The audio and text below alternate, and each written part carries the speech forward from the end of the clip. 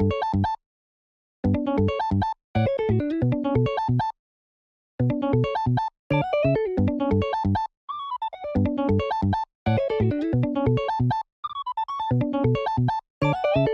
what's going on, ladies and gentlemen? Good to see you again, and this is a video that's going to go over some of the tournaments that I've been playing this month, but also kind of why I haven't been uploading as much as usual, which I do apologize for, but you'll see why. And actually, you know what? It's a great place to start for this video is I get married in 3 weeks, like quite literally exactly 3 weeks as of yesterday. Really excited. As you can see, we've got a bunch of boxes that are just kind of piled up all over our living room and dining room area, and yeah, it's plates, silverware, stuff like that. We're getting excited. We've ordered a lot of the stuff that we need, and we're taking the drive down to Florida, and you know, my fiance and I are super excited. Just a massive thank you to all of you guys who have, you know, been just giving me, you know, messages of like, hey dude, are you excited? You know, it's right around the corner. I couldn't be more excited. I'm also nervous, but it's like, it's good nerves, you know. I haven't met some of her family, so that's gonna be a lot of fun, but I don't want to make the whole video about that. It's just, you know, part of the reason why I haven't been able to go to a lot of locals, get a lot of recorded content, stuff of the sort. But yeah, I've had some really fun times playing this month, and we played in 3 tournaments. We played in October 5th for the, I believe it was Core TCG Online Regional. I ran starter deck 14 Luffy, went 7-3. Unfortunately, lost my last game against Bonnie because I saw 0 removal, and I was like, well, not really much I can do about that. It is what it is, and it was still a fun run. I think that deck is really solid. I think it's the most fun deck that I've played in OPO 8 format right now. But it is unfortunately pretty bad into Lucci. And that was something that I noticed, you know, pretty quickly in playing the deck. And so I made the swap to Lucci. And I ran in a store regional here in Virginia, up in Chesterfield area. I ended up going out there and placing 3rd, which was really good. Went 5-0 and then lost in the finals to a mirror match. I just didn't see my Helmeppos or Spandines. It was kind of rough, but it was still a lot of fun. I had a really good time. Bunch of people got to say what's up to me in that event, which was really cool. You know, shout out to, you know, a bunch of the people that I did meet out there in person. And I do apologize, but I'm forgetting your name. But there was a guy I met that was like, dude, whenever you go to the Florida National Championship, he was like, I'm going to be there, and I'm going to bring a cigar, and we're going to get a glass of whiskey, and we're going to enjoy, you know, celebratory glass of whiskey and a cigar for you just getting married and hopefully doing well at Nationals. And I was like, dude, that is so cool. I really appreciate that. So I'm excited for the national event because I did get my invite from that tournament. I played Lucci. I did really well. My run was insane because I played against 2 BYs, won both matches, 3 mirror matches, won 2 of the 3, and a starter deck 14 Luffy. So pretty much a run that consisted of all black decks, which was crazy. And that was a lot of fun. I did pretty well, and I can't really complain. But I just played in a regional yesterday. Unfortunately, went 7-3 again, so X3. Did get 62nd place though, so I did get my Shirahoshi, but it was an awful day. I played miserably bad, like made so many mistakes. It's borderline embarrassing. If you go back and watch my VOD or the, you know, the video of my live stream that I did yesterday, just understand I had just woken up.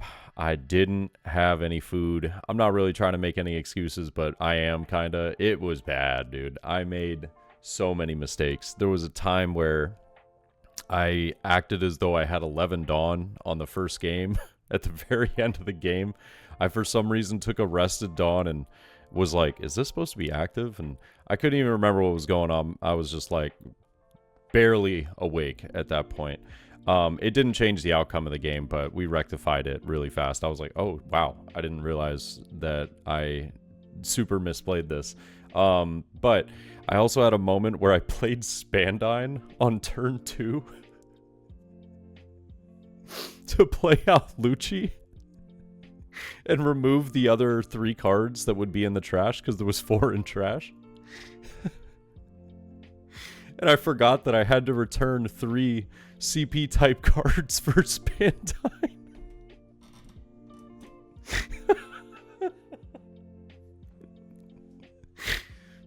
So that was bad.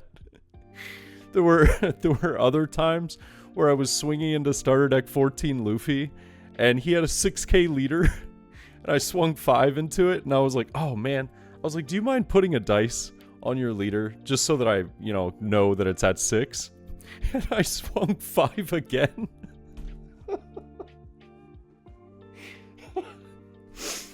It was it was really bad. I made so many stupid mistakes, but I had a really good time, and I'm just super thankful for all the people that came out, had fun watching the stream, were supporting me throughout the entire day. It was a 9-hour day. It was a really long day. But I also had a really miserable experience in my last game. It was my first experience of ever legitimately being slow played. So my last game, my opponent slow played probably the last 7 minutes of the game and ended up winning because he was playing BY Luffy and had 2 life. And it's on me. It was a learning lesson. I didn't call a judge. I should have. Once it hit overtime, I had the win, mathematically with my board and everything. How many cards he had in hand, how many blockers. There was no way he could win. And I should have just called a judge to basically go hey, can you just watch over this, because I have the win, but it is potential chance that my opponent could slow play me. Yeah, it was a bit of a letdown. I was a little upset about it at first, but I walked away. I thought about it, and I was like, you know what? I got top 64. I would have definitely gotten top 32, potentially top 16. But at the end of the day, I can hold my head high because I know that I won the match. And I personally wouldn't want to win that way, so I'm not trying to dog on my opponent at all. And that was something that I've made very clear to everybody that was in the stream at the time. I appreciate it. Hey, hold on. First thing, because I just saw something about this in the chat. First things first, I will fucking disown any single one of you guys if you go and try and shit on this dude. Okay? If you find anything about him and you go and try and say something, fuck that, dude. It's a part of the game. I should have done better and called a judge. All right? Don't fucking dare go say something to this person simply because he played it the way he played it at the end of the game. All right? So don't fucking dare do that shit. Okay? I do not condone that. I do not accept that. Not one single fucking bit. So I saw something about that. Do not, I swear to God, do not go do anything like that. I just want to make that very fucking clear. All right? You know what I mean? Who cares? It's a card game. At the end of the day, who gives a shit? I'm just happy that I played well in the back half of the games for the most part. There were a couple mistakes, some places that I could have played a lot better. But, yeah, I mean, realistically, I feel like yesterday Rob Lucci just kind of carried me. The deck is broken, and I kind of want to go over the deck list, show a little bit of, what I was running. But I take no credit for this list whatsoever. He is going to get mad when I say this, but this is Holden Miller's list. Subtract 2 cards. I changed 2 cards. And he says that it's not his list specifically because it doesn't run 4 Kuzan. But I'm just going to hop into showing you guys the list real fast and kind of just give some thoughts. All right, so here we have the list. And yeah, like I said, this is more or less just a copy paste of Flyest Raven, or aka Holden Miller's winning list from the October 5th regional event. The only thing that I changed was I changed Kuzan to 3, and I changed Jack to 3 to add in an extra E-Show. So I added in a second E-Show. Then I also added in the 0-cost event 6 King Pistol. This was a card that I actually thought was going to be really necessary for, you know, getting Rob Lucci into trash in key moments, filling up the trash with enough CP9 cards and stuff like that. Truth be told, in many of the events that I ran, this card really didn't have like a moment for me that I really needed it. So yeah, it defended out of a couple of 7k attacks, some 8ks where I would just block with Sabo, use the 6 King Pistol, get out of a 8k or a 7k swing or something like that. But realistically, I think I was wrong in that call. I personally would either just add back the 4th Kuzan or the 4th Jack. There were a lot of matches where I wish I had seen Jack in yesterday's games, or matches where I wish I had seen another Kuzan, or even just one Kuzan, period, in some of those matches. So, I don't know. I'm a little torn on which one I would add. I definitely believe that Holden would say, like, add the 4th Kuzan, because he, you know, Kuzan's really good in the current meta right now. It's just super, there's not a matchup that it's really that bad into. Yeah. And, you know, very staple stuff, though, so far. So, like, 4 Spandam, 2 Helmeppo, 3 Spandine's a little interesting. Instead of the 2 Spandine, we're running 3.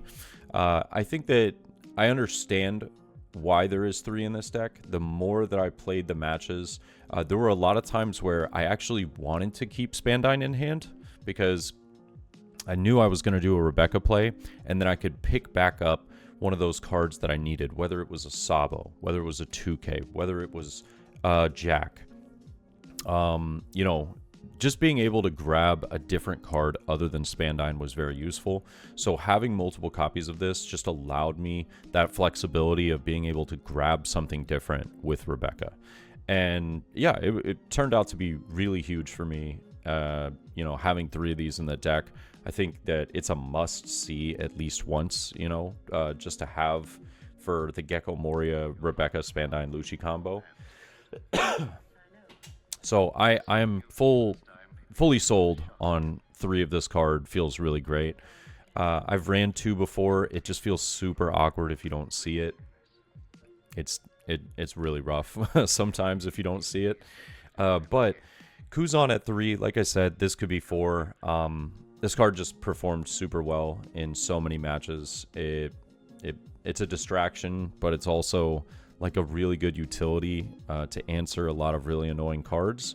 I have Khalifa at 4.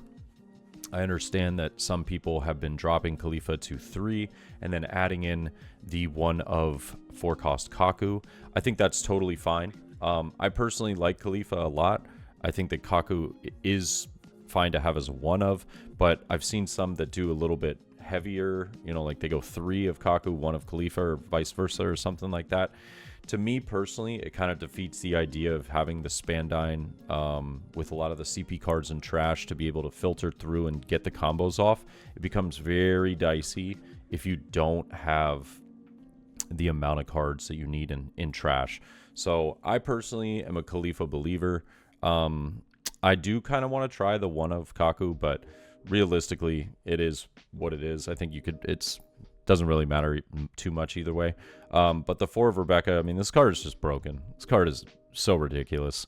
This basically won me so many games, it's not even funny. Yeah, all I want is 1 Rebecca in trash.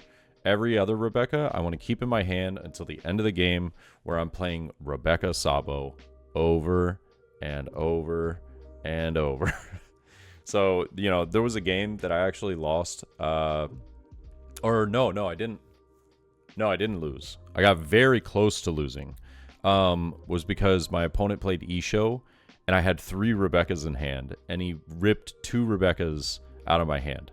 And I was like, oh my god, that is tragic. So I almost lost that game, but I actually did end up winning it. It was just very, very close because I had lost my blocker recursion, which did not feel good.